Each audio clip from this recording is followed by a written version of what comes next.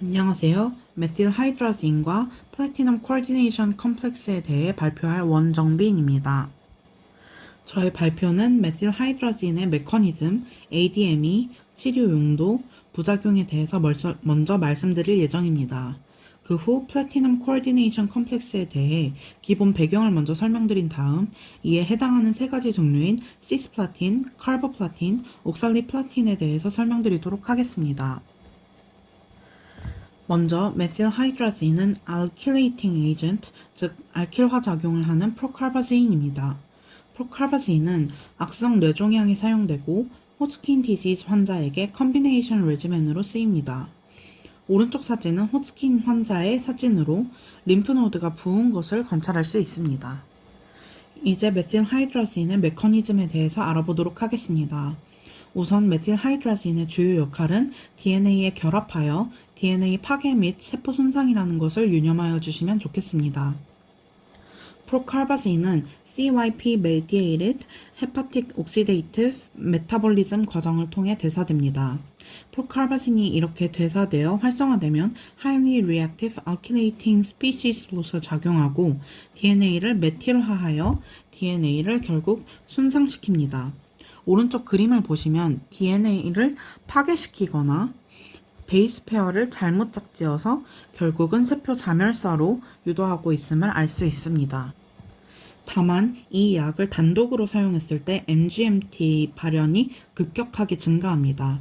이때 MGMT는 DNA의 구안인 메틸화를 바로잡는 역할을 합니다.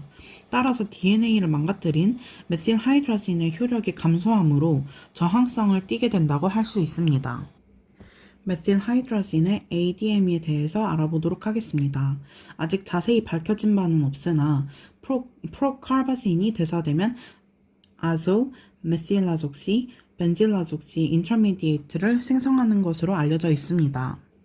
이는 플라즈마에서 발견이 가능하고 종양세포에서 메타볼라이트를 생성합니다. 덧붙이자면 헤파틱 CYP를 활성화하는 안티시저 약물을 같이 사용하더라도 메틸 하이드라진에 영향을 크게 미치지 않기 때문에 안티시저 약물을 같이 사용해도 된다고 알려져 있습니다. 한편 이 약물은 호스킨 디시스와 글라이오마를 앓고 있는 환자들에게 병용요법을 통해 사용됩니다. 부작용에 대해서 설명드릴 텐데 위 파란색 글씨로 된 두 가지가 가장 잘 나타납니다. 백혈구 감소증, 혈소판 감소증이 제일 많이 나타나는 질병이고 또한 GI 심텀도 자주 나타난다고 할 수 있습니다. 이외에도 behavioral disturbance, hypertension, disulfiram-like action, acute leukemia, 불임 등이 나타납니다. 류코페니아와 트롬보사이토페니아부터 보자면 이는 가장 흔하게 발생하는 질환이고 치료 시작 2주차 그리고 치료 중단 후 2주 안으로 발생합니다. 다음으로 GI 심텀에는 마일드 너시아, 즉 어지러움 그리고 구토가 나타나는데 이 약물이 보이는 사이토톡시시티가 베이거스 너브를 통해 에메틱 뉴클레이를 자극해서 구토를 유발하는 것으로 알려져 있습니다. 또한 세데이티브 효과가 있어서 행동장애가 생기며 카테코마민 등을 대사하는 것을 억제해 교감신경 활성화로 인한 고혈압이 생길 수 있습니다. 추가로 disulfiram-like action, 즉 술을 먹었을 때와 같이 구토, 어지러움, 메스꺼움, 두통 등의 증상이 나타나기도 합니다. 마지막으로 MOPP 환자의 5에서 10%에서 급성 백혈병이 나타날 수 있고 특히 남자들에서 불임이 많이 나타납니다. 위의 부작용 중에서 너지아, 보미팅에 대해서 간략하게 불가 설명을 덧붙이도록 하겠습니다. 이 중 검은색 그림을 주로 봐주시기 바랍니다. 약이 루멘의 엔테로크로마핀 셀을 자극하면 세로토닌이 분비되어 5-HT3 리셉터에 붙어 베이거스 너브를 통해 신호를 전달합니다. 신호 전달 과정에서 substance P와 NK1 리셉터들이 관여하게 됩니다. 이 신호는 CTG, 즉 케모리셉터 트리거 존에 닿고 버미팅 센터에 도달하여 여러 GI 심텀들을 보이게 됩니다. 자, 이제 그럼 플래티넘 코어디네이션 컴플렉스에 대해서 알아보도록 하겠습니다. 시스플라틴이 어떻게 발견되었는지에 대해서 간단하게 설명드리겠습니다. 시스플라틴이 속한 플래티넘 코어디네이션 컴플렉스는 백금 엘렉트로드에서 발생되는 전기장에서 박테리아를 배양하는 실험을 하고 있던 도중에 발견됩니다. 실험 도중 부식하는 백금 엘렉트로드에서 시스플라틴이 발생됐는데 이 물질이 결국 마우스 모델에서 항암의 효과를 나타내게 되어 처음 알려졌습니다. 그리고는 1978년에 FDA 승인을 받게 됩니다. 이렇게 발견된 플래티넘 코어디네이션 컴플렉스는 항종양성 작용을 보입니다. 따라서 난소, 머리, 목 등의 기관의 암의 치료에 근간이 됩니다. 이 약물은 다른 알킬화 약물처럼 카르보늄 아이온 인터미디에이트를 생성하지는 않지만 N7 position of the 구아닌 레지듀와 같은 DNA의 뉴클레오필릭 부위에 공유 결합을 형성하기 때문에 알킬레이터과 성격을 많이 공유하는 경향이 있습니다. 이렇게 공유 결합을 형성하게 되면 DNA의 전사와 복제를 방해하게 됩니다. 이제 플래티넘 코어디네이션 컴플렉스의 기전에 대해서 보도록 하겠습니다. 먼저 세포 내로 들어갈 때에는 커플 트랜스포터와의 하이 어피니티를 통해 들어가지만 이는 트랜스포터가 퇴화되는 결과를 가져오기도 합니다. 이렇게 들어가서는 아날로그의 클로라이드, 사이클로헥세인, 옥살레이트 리간드가 물 분자에 의해 치환됩니다. 이로써 양 전화 분자를 생성하여 DNA나 단백질의 뉴클레오필릭 부위에 결합하게끔 합니다. 이렇게 되면 DNA나 단백질이 변성이 되겠죠. 그림을 보시면 두 개의 클로라이드 분자가 원래 이렇게 있는데 이 두 분자들이 물 분자로 치환된 것을 알 수 있습니다. 이 과정을 통해서 이 분자는 양 전화 분자로 바뀌게 된 것이며 이로써 DNA에 결합할 수 있게 됩니다. 그렇게 DNA를 변형시키고는 ATP7A, ATP7B 커플 익스포터나 MRP1을 통해서 나옵니다. 이 트랜스포터는 다양한 형태로 발현되게 되는데 이는 약물에 대한 레지스턴스를 생기게 하여 종양이 치료를 해도 줄지를 않거나 프로테인과 에피제네틱 페노메나를 일으킬 수 있습니다. 다음으로 플래티넘 코어디네이션 컴플렉스의 활동 조건으로는 세포 내에서나 유린 내의 클로라이드 이온의 농도가 낮아야 한다는 것입니다. 높은 클로라이드 이온은 약물을 안정화시키기 때문입니다. 한편 클로라이드의 농도는 클리니컬 리스폰스를 예측하는 데에 중요한 지표가 되므로 눈여겨볼 필요가 있습니다. 플래티넘 코어디네이션 컴플렉스는 활성화되면 엘렉트론 리치 리전과 반응합니다. 다르게 말하면 DNA와 반응한다는 말로도 이해할 수 있습니다.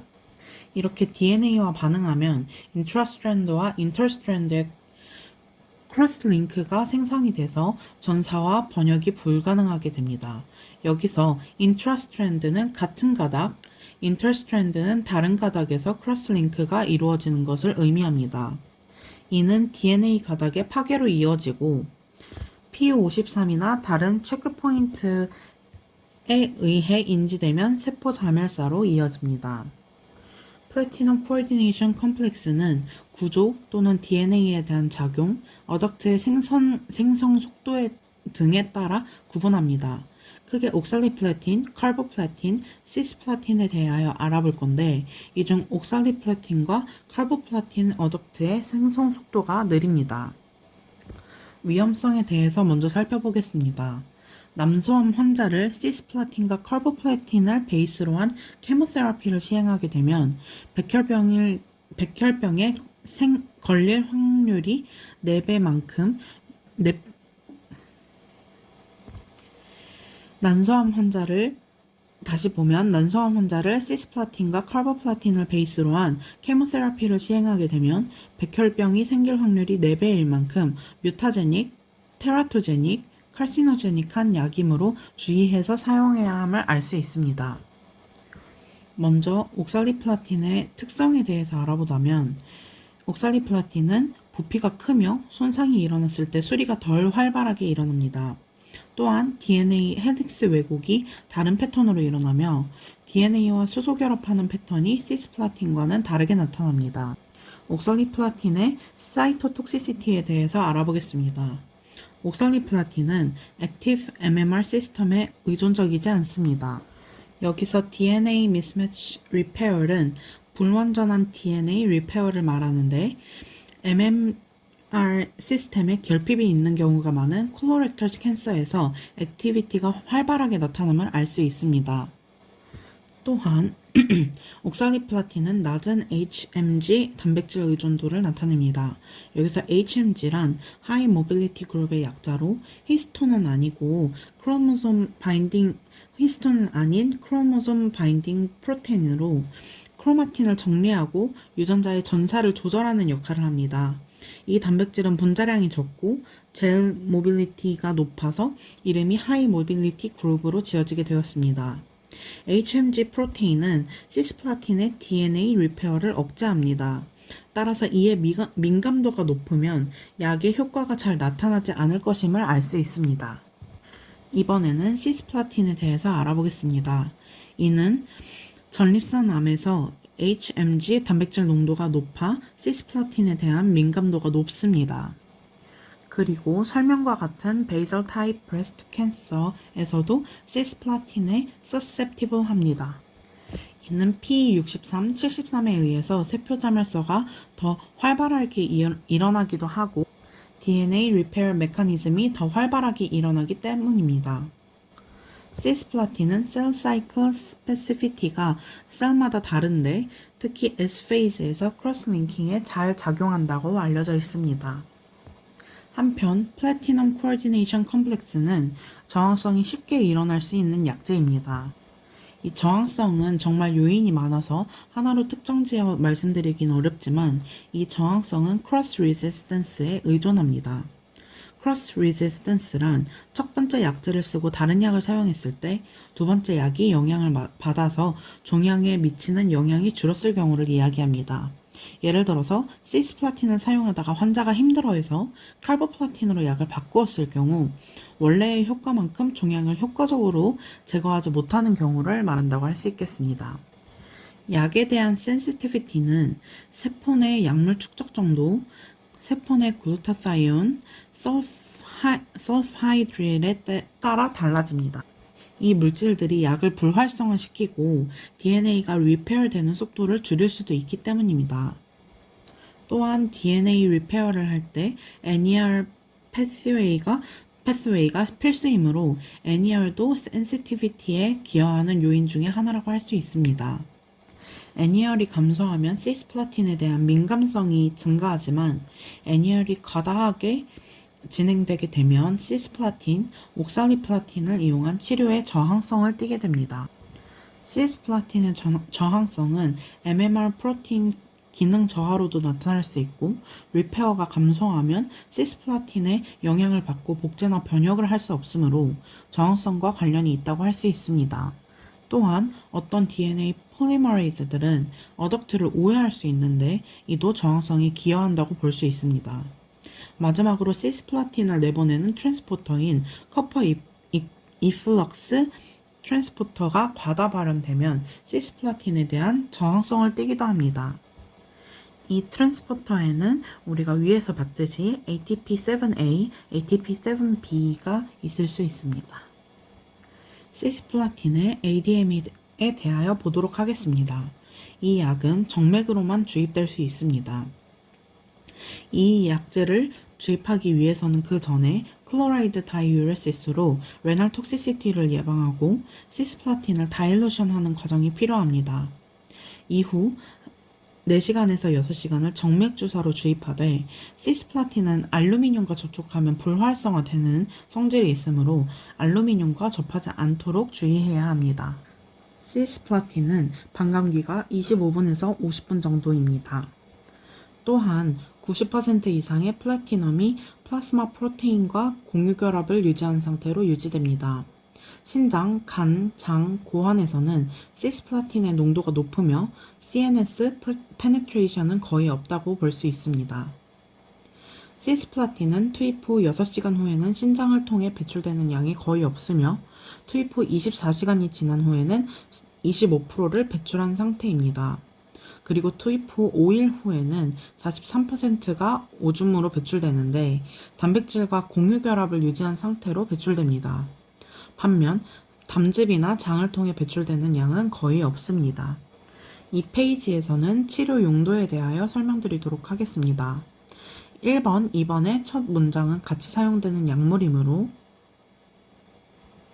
참고하여 주시면 되겠습니다. 시스플라틴은 고환암의 90%를 치료하고 대부분의 난소암 환자를 치료합니다.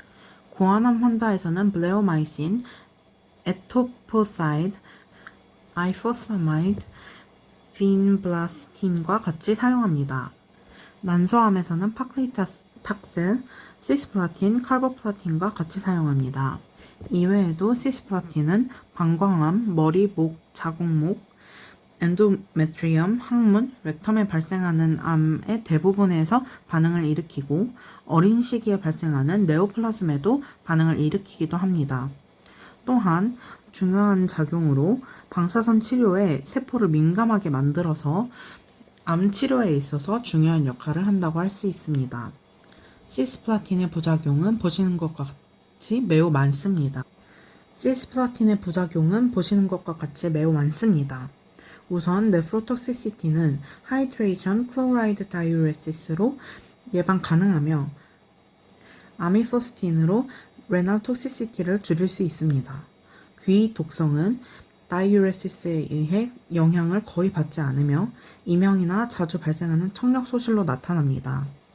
어지러움과 구토는 거의 모든 환자에서 나타나는데 세로토닌 리셉터 안타고니스트, 뉴로키닌 리셉터 안타고니스트, 하이도스 코르티코스테로이드로 줄일 수 있습니다.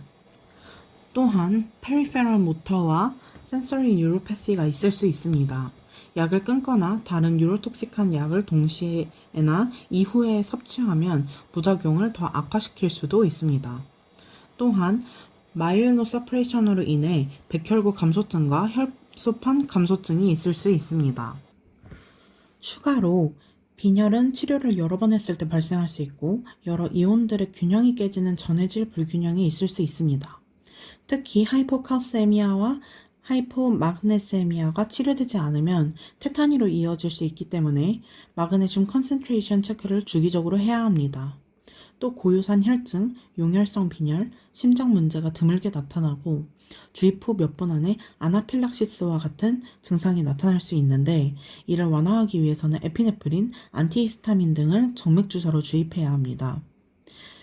때때로 급성 골수성 백혈병이 치료 후 4년 정도 후에 나타날 수 있습니다. 카보플라틴은 기전과 저항성이 시스플라틴과 비슷해서 약한 시스플라틴으로 생각하시면 이해가 쉬울 것 같습니다.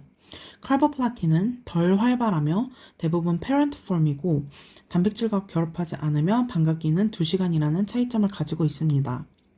또한 대부분이 소변을 통해 배출됩니다. 카보플라틴의 치료 용도에 대해서 설명드리겠습니다.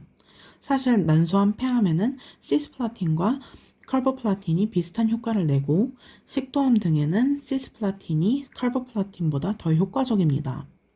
그렇다면 카보플라틴과 시스플라틴 중에서 왜 이 약을 선택하는지 궁금하실 텐데요.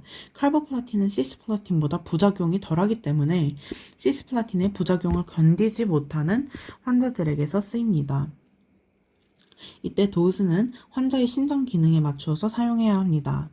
이는 시스플라틴과 마찬가지로 정맥주사로 주입해야 하고 최소 15분 그리고 3, 4주에 한 번씩 사용해야 합니다. 위에서 말씀드린 도수를 측정하기 위해서 약동약에서 배운 AUC 커브를 사용하는데 이는 환자의 크레아티닌 클리어런스를 고려합니다. 크레아티닌은 근육에서 크레아틴이 대사되고 생성되는 대사샘물로 혈중으로 방출된 후 신장이 제거해주기 때문에 신장의 기능을 반영하는 수치라고 할 수 있겠습니다. 카보플라틴의 부작용은 시스플라틴과 비슷하지만 시스플라틴보다는 덜하다고 볼 수 있습니다. 따라서 정도가 덜한 어지러움, 신경 독성, 귀 독성, 네프로톡시시티, 그리고 혈소판 감소 등이 나타납니다. 또한 하이퍼센시티비티도 보일 수 있습니다. 이러한 부작용을 완화하기 위해서 환자에게 도수를 조금씩 다르게 주거나 조금 연장하여 탈감작화하는 치료 방법도 있습니다. 마지막으로 옥살리플라틴에 대해서 알아보도록 하겠습니다. 옥살리플라틴은 플라즈마 안에서는 17분의 짧은 반감기를 나타냅니다. 용량은 간 기능 이상 환자에게서도 조정할 필요는 없습니다. 이 약은 직장암이나 위암에 많이 사용하는데 여기서 콜로렉탈 캔서는 앞에서 언급한 바와 같이 MMR, HMG 프로테인에 인디펜던트합니다. 이는 뒤에서 다시 한번 언급하도록 하겠습니다. 용량은 간 기능 이상 환자나 크레아티닌 클리어런스가 20ml per minute 이상인 환자에게서도 조정할 필요가 없는 약입니다. 옥살리플라틴은 콜로렉탈 캔서나 게스트릭 캔서에 항종양작용을 보입니다. 여기서 콜로렉탈 캔서는 앞에 말씀드렸던 것처럼 MMR, HMG의 인디펜던트한 암입니다.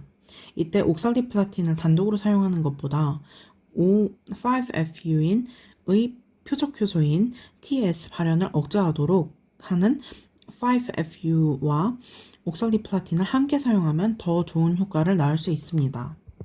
부작용에 대해서 보도록 하겠습니다. 페리페럴 뉴로패시가 어큐트하게 일어날 때 찬 액체에 노출되면 상하부 말단, 입, 목에 감각 이상이 나타나게 됩니다. 또한 옥살리플라틴은 시스플라틴의 뉴로패시와 비슷한 증상이 일어나는데 이는 약물 축적으로 인해 나타나게 됩니다. 또한 혈액학적 독성과 메스꺼움이 일어날 수 있는데 이는 세로토닌 리셉터 안타고니스트로 잘 잡힙니다. 추가로 루케미아, pulmonary fibrosis, acute allergic response가 나타날 수 있습니다. 이상으로 발표를 마치겠습니다. 감사합니다.